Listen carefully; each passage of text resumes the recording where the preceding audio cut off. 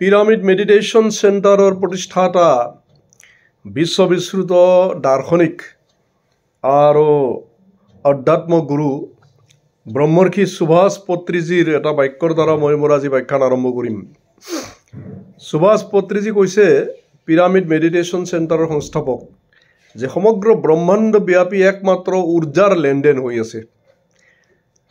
কোটি ব্ৰহ্মাণ্ডত যত গ্ৰহ নক্ষত্ৰ ব্ৰহ্মাণ্ড তাৰকা ৰাজ্য হাতীপতি তাৰকা মণ্ডলী নিহাৰিকা মণ্ডলীৰ পৰা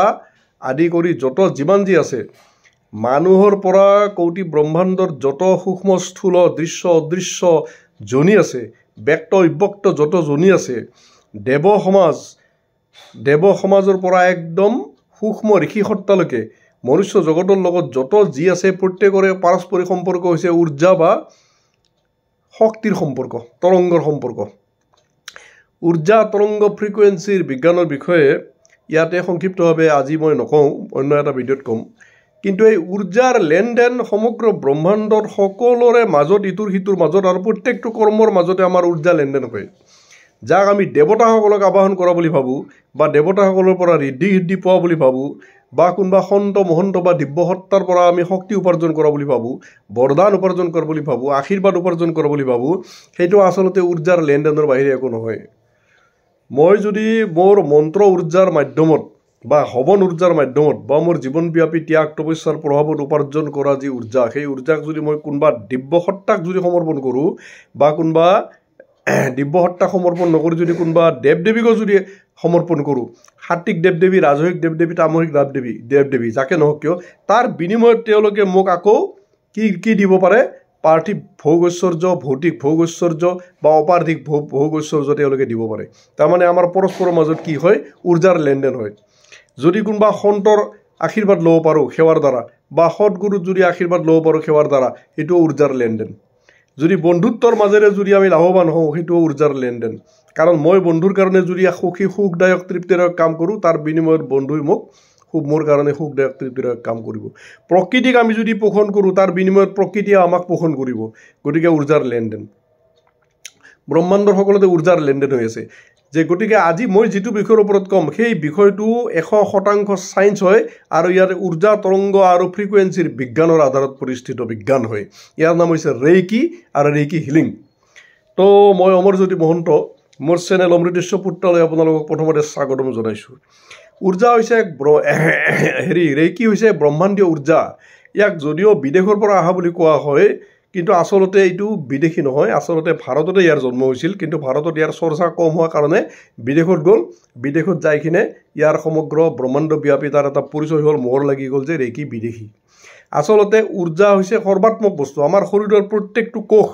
ট্ৰিলিয়ন কোষ আছে, প্ৰত্যেক কোষে কিহৰ বলত চলি আছে? এক্টিভ হৈ আছে ঊৰ্জাৰ প্ৰভাৱত। আমাৰ শৰীৰৰ প্ৰায় 3.5 কোটি সূক্ষ্ম স্থূল নাৰী, তাৰ ভিতৰত অকল মূলাধাৰৰ পৰা নাভিলৈকে 72,000 নাৰী। এই নাৰীবিলাকে সূক্ষ্ম স্থূল নাৰীতন্ত্ৰই কাম কৰি আছে কিহৰ প্ৰভাৱত? ঊৰ্জাৰ প্ৰভাৱত।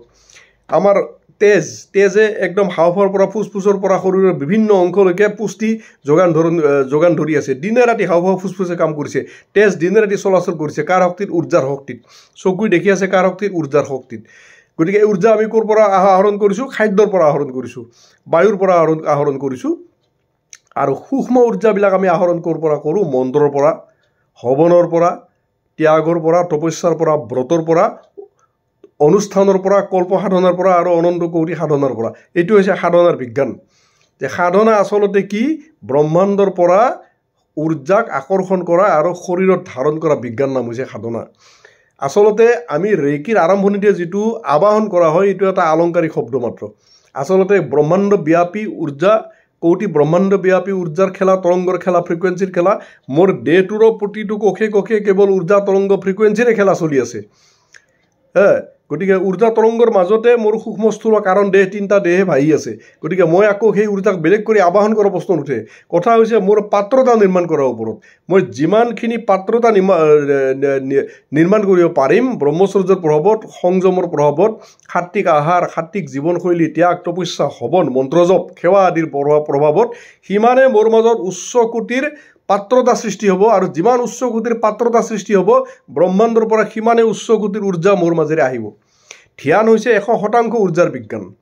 ধ্যানত কি হয় 7টা চক্ৰৰ মাজত ব্ৰহ্মাণ্ডীয় ঊৰ্জা এই সহস্ৰৰ মাজেৰে আহি গোটেইকেইটা চক্ৰ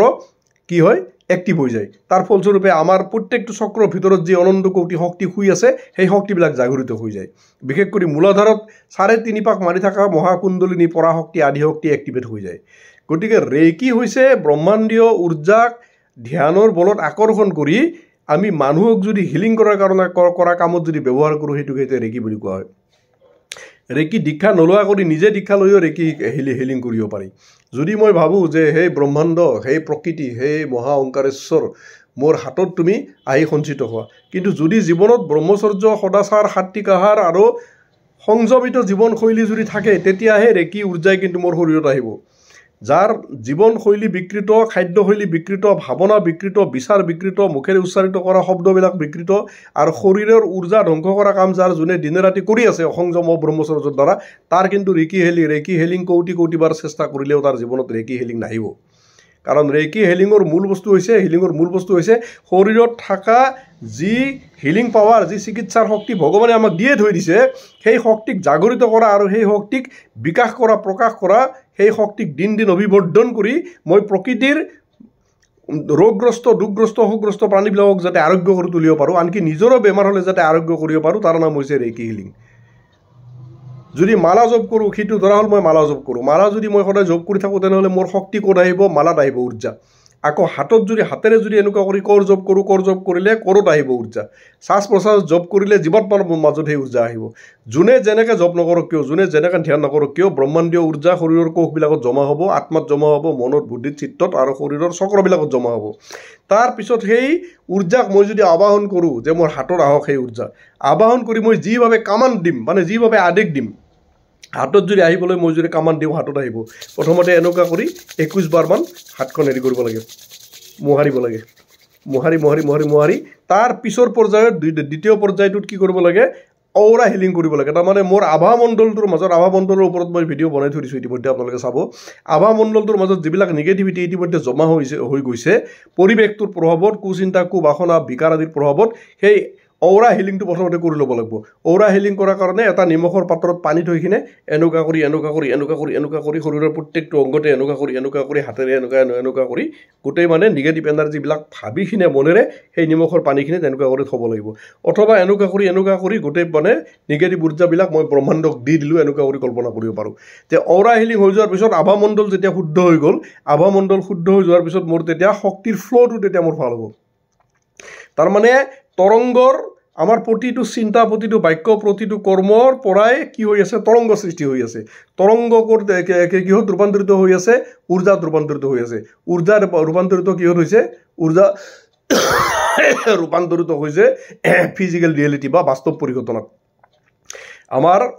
প্ৰত্যেকটো চিন্তা প্ৰত্যেক কৰ্ম প্ৰত্যেক মুখেদি উচ্চাৰিত হোৱা শব্দবিলাকৰ দ্বাৰা প্ৰথমতে তৰংগৰ পৰা ভাৱনাৰ পৰা তৰংগ বা কৰ্মৰ পৰা প্ৰথমতে তৰংগৰ পৰা ঊৰ্জা শক্তি যাই কিনে ব্ৰহ্মাণ্ডীয় শক্তি যাই কিনে তাৰপিছত কি হ'ব ফিজিকেল ৰিয়েলিটি বা মেটেৰিয়েলাইজেশ্যন হ'ব তাৰমানে বাস্তৱ পৰিঘটনাত সুখ দুখ লাভ লোকচান আদি যিমান বাস্তৱ ঘটনা আছে বাস্তৱ ঘটনাত ৰূপান্তৰিত হ'ব গতিকে এই বাস্তৱতা আমাৰ জীৱনত যিটো আহে সুখ ৰূপত দুখ ৰূপত কষ্টৰ ৰূপত বিকাৰ ৰূপত ধ্বংসাত্মক ঘটনাৰ ৰূপত সৃজনাত্মক ঘটনাৰ ৰূপত সৌভাগ্যৰ ৰূপত সম্পদ ৰূপত বিষয় ৰূপত বৈভৱ ৰূপত এই বাস্তৱ পৰিঘটনাবিলাক ক'ৰ পৰা আহে আচলতে ঊৰ্জাৰ পৰা আহে ঊৰ্জাটো ক'ৰ পৰা আমি সৃষ্টি কৰোঁ আমাৰ নিজৰে চিন্তন নিজৰে বিচাৰ নিজৰে মুখৰ উচ্চাৰিত শব্দৰ দ্বাৰা নিজৰ জীৱনৰ কৰ্মবিলাকৰ দ্বাৰা সাত্বিক ৰাজসিক তামসিক কৰ্মবিলাকৰ দ্বাৰা সেই ঊৰ্জা নিৰ্মাণ কৰোঁ যদি সাত্বিক ঊৰ্জা নিৰ্মাণ কৰোঁ তেতিয়াহ'লে জীৱনত কি হ'ব দৈবী সম্পদবিলাকৰ বিকাশ হ'ব জ্ঞান ভক্তি ব্ৰহ্মানন্দ ভূমানন্দ পৰমানন্দৰ বিকাশ হ'ব দৈবী সম্পদবিলাক আহিব যদি তামসিক ঊৰ্জা ৰাজসিক ঊৰ্জা বিকাশ কৰোঁ তেনেহ'লে জীৱনত ধ্বংসাত্মক ঘটনাবিলাক আহিব অভিশাপ আহিব জীৱনত চাৰিওফালৰ পৰা চাব আমাৰ যিটো শৰীৰৰ পৰা প্ৰতি মুহূৰ্ততে আমাৰ আচলতে ঊৰ্জা নিৰ্গত হৈ আছে যদি সাত্বিক জীৱনশৈলীৰ মাজত যদি থাকোঁ আৰু বিচাৰ যদি আমাৰ শুদ্ধ হয় তেতিয়াহ'লে আমাৰ শৰীৰৰ পৰা ওলাই থকা তৰংগবিলাকৰ পৰা যিটো ফ্ৰিকুৱেঞ্চি তৰংগৰ যিটো উত্তাল তৰংগ সেইটোৰ মানে মাপকাঠিটোক ফ্ৰিকুৱেঞ্চি বুলি কয় সেই ফ্ৰিকুৱেঞ্চিটো কি হ'ব তাৰ মাজৰ দুটা ফ্ৰিকুৱেঞ্চিৰ মাজৰ যিটো ৱেভ লেন্থ এইটো পৰশমণি বৰাই খুব ধুনীয়া কৰি ব্যাখ্যা কৰিছে দুটা ফ্ৰিকুৱেঞ্চিৰ মাজৰ ৱেভ লেন্থটো আমাৰ দিন কমি আহিব এনেকুৱা কৰি যিমানে দুটা ফ্ৰিকুৱেঞ্চিৰ মাজৰ ৱেভ লেন্থ যিমানে কমি আহিব সিমানে আমাৰ শৰীৰত ঊৰ্জা বাঢ়িব সিমানে আমাৰ এনাৰ্জি লেভেল বাঢ়িব এনাৰ্জি লেভেল যিমানে বাঢ়িব সিমানে উৎসাহ উদ্যম বাঢ়িব স্মৃতি শক্তি চিন্তা শক্তি বাঢ়িব শান্তি তৃপ্তি আনন্দ সুখ সম্পদ চাৰিওফালৰ পৰা পজিটিভিটি আহিব আৰু যিমানে দুটা ফ্ৰিকুৱেঞ্চি তৰংগৰ ফ্ৰিকুৱেঞ্চি লেভেলৰ মাজত যিমানে ৱেভলেন্থ যিমানে বাঢ়ি আহিব মানে এনেকুৱা বাঢ়ি আহিল ডিফাৰেঞ্চ বাঢ়ি আহিব সিমানে তাৰমানে আমাৰ এনাৰ্জি লেভেল তাৰমানে তলত গুচি গৈছে এনাৰ্জি লেভেল তলত গুচি যোৱা মানে দুখ নিৰাশা হতাশা বেমাৰ আজাৰ অসুখ অশান্তি আৰু নানান ধৰণৰ ধ্বংসাত্মক ঘটনা পৰিয়ালটোৰ মাজত দিন ৰাতি ঘটি থকা গতিকে ৰেকিৰ দ্বাৰা আমি কি কৰিব পাৰোঁ আমাৰ শৰীৰৰ কোষবিলাকত আমাৰ মনত বুদ্ধিত চিত্তত আৰু শৰীৰৰ কোষবিলাকত আৰু বিশেষ কৰি হাতত আমাৰ সেই ব্ৰহ্মাণ্ডীয় শক্তিক আমি আবাহন কৰিব পাৰোঁ ইতিমধ্যে যিখিনি শক্তি মই মন্ত্ৰৰ বলত হৱনৰ বলত তপৰ বলত জপৰ বলত হোমৰ বলত যজ্ঞৰ বলত নিষ্কাম সেৱাৰ বলত আৰু সংযমিত জীৱনচৰ্যাৰ বলত যিখিনি শক্তি উপাৰ্জন কৰি থৈ দিছোঁ সেই শক্তিখিনিক মই হাতৰ আবাহন কৰিলোঁ তাৰপিছত হাতৰ মাজেৰে সেই শক্তি যাব যিজন ব্যক্তিক মই হিল কৰিব বিচাৰিছোঁ তাক মই এনেকুৱা কৰি হাতেৰে স্পৰ্শ কৰিব পাৰোঁ দূৰৰ পৰা এনেকুৱা কৰি তাক স্পৰ্শ কৰি কামান দিব পাৰোঁ মোৰ শক্তি যাতে তেওঁৰ যাতে সেই অংগবিলাকত পীড়িত অংগবিলাকত যাতে গুচি যায় অথবা মই মোৰ মালা যদি জপ কৰোঁ মালাডালকো মই কামান দিব পাৰোঁ মালাডাল তেওঁৰ মূৰত থৈ কিনে বা পীড়িত অংগত থৈ কিনে মই মালাডালক কামান দিব পাৰোঁ যে মোৰ যি শক্তি মালাডালত আছে জপৰ যি উৰ্জা আছে হৱনৰ যি উৰ্জা আছে মালাৰ মাধ্যমত তেওঁৰ শৰীৰত পীড়িত অংগবিলাকত যাওক অথবা মোৰ মালাডাল পানীত ডুবাই দিব পাৰোঁ তাৰপিছত মই কামান দিব পাৰোঁ যে মালাৰ শক্তি উৰ্জা পানীত যাওক আৰু সেই পানীখিনি মই ৰোগগ্ৰস্ত ব্যক্তিজনক খুৱাই দিব পাৰোঁ অথবা এইবিলাক একো নকৰা কৰি মই এনেও হাত দুখন এনেকুৱা কৰি দি কিনে মই সংকল্প কৰিব পাৰোঁ যে মোৰ যি ব্ৰহ্মাণ্ডীয় শক্তি মোৰ যি হাতত আহিছে মোৰ ত্যাগৰ বলত তপস্যাৰ বলত সংযম ব্ৰহ্মচৰ্যৰ বলত সাধনাৰ বলত সেই শক্তি এই হাতৰ তৰংগৰ মাজেৰে সেই পীড়িত ব্যক্তিজনৰ শৰীৰৰ কোষত যাওক চক্ৰত যাওক আৰু তেওঁৰ চক্ৰবিলাক হিলিং কৰক আভামণ্ডল হিলিং কৰক আৰু তেওঁৰ শৰীৰৰ কোষবিলাক শুদ্ধ কৰক আৰু শৰীৰত থকা বিষ বেদনা আৰু কষ্টবিলাক হৰণ কৰক এই ধৰণে আমি কি কৰিব পাৰোঁ ৰেকি হিলিং কৰিব পাৰোঁ এতিয়া কথা হৈছে প্ৰকৃত অধ্যাত্ম সাধকে ৰেকি হিলিং কৰে না নকৰে কৰা উচিত না অনুচিত এইটো এটা বেলেগ বিষয় কিন্তু এইটো বেলেগ এটা বিষয় ভিডিঅ'ত মই আলোচনা কৰিম এইখিনিয়ে কওঁ যে যিসকল প্ৰকৃত অধ্যাত্ম সাধক তেওঁ এইবিলাক কৰি কিনে নিজৰ সময় নষ্ট নকৰে কিয় নকৰে কাৰণ তেওঁ ত্যাগৰ বলত তপস্যাৰ বলত কঠোৰ সংযম ব্ৰহ্মচৰ্যৰ বলত সংযমিত জীৱন সাধনা সন্তুলিত জীৱনৰ বলত তেওঁ যি কৃষ্ণ তপৰ উৰ্জা শৰীৰত সঞ্চয় কৰিছে জীৱাত্মাত সঞ্চয় কৰিছে তাক তেওঁ ব্ৰহ্মানন্দ প্ৰাপ্তিৰ উদ্দেশ্যে পৰমানন্দ প্ৰাপ্তিৰ উদ্দেশ্যে ভূমানন্দ প্ৰাপ্তিৰ উদ্দেশ্যে জন্ম মৃত্যুৰ চক্ৰৰ পৰা অনাদি অনন্ত কালৰ কাৰণে মুক্ত হৈ ব্ৰহ্মানন্দ ভোগী ভূমানন্দ ভোগী দিব্যানন্দ ভোগী আত্মজ্ঞান ব্ৰহ্মজ্ঞান বৰিষ্ঠ পুৰুষ হোৱাৰ কাৰণে তেওঁ খৰচ কৰিবৰ কাৰণে সঞ্চিত কৰি থৈ দিছে যদি সেই শক্তিক তেওঁ এই তুচ্ছ বেমাৰ ভাল কৰা কামত যদি তেওঁ যদি লগায় তেতিয়াহ'লে তেওঁ জীৱনত বেমাৰ হয়তো ভাল কৰিব পাৰিব নিজৰো বেমাৰ ভাল কৰিব পাৰিব বেলেগৰো পাৰিব অসুখ ভাল কৰিব আৰু সমাজত ধন সম্পত্তি মান সন্মানো চব পাব হিলাৰ হিচাপে কিন্তু তেওঁৰ আচল উৰ্জাখিনি তেওঁ যিহেতু ব্ৰহ্মাস্ত্ৰৰ প্ৰয়োগ যিহেতু মৎসৰ মাৰিবৰ কাৰণে কৰিলে প্ৰেমানন্দজী মহাৰাজৰ ভাষাত গতিকে তেওঁ আত্মজ্ঞান ব্ৰহ্মজ্ঞান আত্মবোধ ব্ৰহ্মবোধ কৈবল্যবোধৰ বা ব্ৰহ্মানন্দ ভূমানন্দ দিব্যানন্দৰ পৰা পাৰাপাৰত ডুবা তেওঁৰ যিটো জীৱনৰ পৰম লক্ষ্য সেইটোৰ পৰা বঞ্চিত হ'ব লাগিব জীৱনৰ পৰম লক্ষ্য পৰমানন্দ প্ৰাপ্তি আত্মজ্ঞান প্ৰাপ্তি ব্ৰহ্মজ্ঞান প্ৰাপ্তি ভূমানন্দ ব্ৰহ্মানন্দ প্ৰাপ্তি দিব্যানন্দ প্ৰাপ্তি সংসাৰ চক্ৰৰ সৰ্বত জালাৰ পৰা অনাদি অনন্ত কালৰ কাৰণে মুক্তি লাভ কৰি আত্মবোধৰ পৰমানন্দত ডুবি যোৱাটো জীৱনৰ পৰম লক্ষ্য যিটো ৰেকি হিলাৰৰ পক্ষে যিটো বহুত দিগদাৰ হৈ যাব কাৰণ তেওঁৰ উৰ্জাবিলাক গৈ আছে ক'ত কেৱল হিলিঙত তেওঁৰ উৰ্জাবিলাক গৈ আছে যোনে উৰ্জাক সঞ্চয় কৰিব নোৱাৰে জীৱনৰ প্ৰত্যেকটো পদে পদে পৰ্বত প্ৰমাণ উৰ্জাক যোনে সঞ্চয় কৰি থ'ব নোৱাৰে সেই ব্যক্তি আত্মজ্ঞান ব্ৰহ্মজ্ঞানলৈকে ব্ৰহ্মানন্দ পৰমানন্দ ভূমানন্দলৈকে যাব নোৱাৰিব গতিকে প্ৰকৃত অধ্যাত্ম সাধকে ৰেকি হিলিঙৰ কাম কেতিয়াবা কৰিব পাৰে কাৰোবাৰ দুখত হেৰি হৈ ব্যথিত হৈ কিনে কিন্তু যিমান কম কৰিব পাৰে সিমানে ভাল অৱধূত বাবা শিৱানন্দই কৈছে যে যিমান কম হিলিং কৰিব পাৰে সিমানে ভাল কাৰণ সিমানে কম উৰ্জাক্ষী হ'ব আৰু আত্মবোধ ব্ৰহ্মবোধৰ কাৰণে ব্ৰহ্মানন্দ কাৰণ প্ৰাপ্তিৰ কাৰণে সিমানে উচ্চ গতিৰ উৰ্জা মোৰ আত্মাৰ মাজত সঞ্চিত হৈ থাকিব গতিকে নিশ্চয় ভাল পাইছে সাধাৰণ এটা পৰিচয় দিলোঁ আপোনালোকে সোঁফালৰ বটনটো লাইক কৰি দিব আৰু লাইক কৰি কিনে আকৌ শ্বেয়াৰ কৰি দিব আৰু নতুনসকলে চেনেল ছাবস্ক্ৰাইব কৰি ল'ব ধন্যবাদ